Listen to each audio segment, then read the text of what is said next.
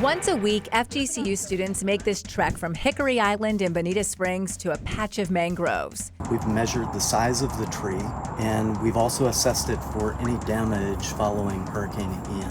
Dr. Brian Bavard and his students have studied this plot since Hurricane Irma in 2017. But it was after Hurricane Ian when things got interesting. The storm surge was probably about 12 feet above our heads. Despite that, these trees that protected homes just to the east seemed to survive. But then in January, they noticed the mangroves started dying.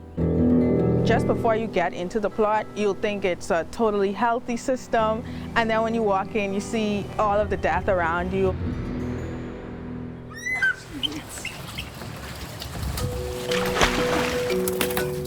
I tagged along with grad student Jenny Morris and Dr. Bavard to see the damage for myself. Are there snakes in this water?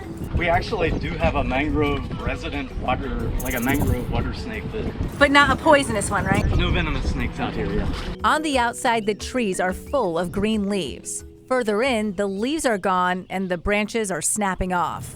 So what happened? It's directly tied to where the sediment was deposited. That sediment is from Hurricane Ian. On the left is what you should see, a more plant-based mud. On the right, a clay-like material that suffocates the roots. We had areas out here that had basically 10 centimeters, about this much. All that tromping around back here is for a greater purpose. We need these mangroves. They protected this real estate when Hurricane Ian hit, and they drive our economy, which is based on fisheries and tourism. That's why Dr. Bavard says humans need to step in.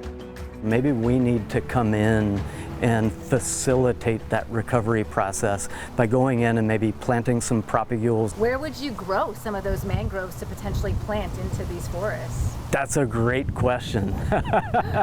We're having conversations with community partners like Naples Botanical Garden to try and develop a supply chain of mangroves that could be used for restoration efforts. It makes you wonder if one day you could be driving by a mangrove farm inland with the goal of protecting our coastline.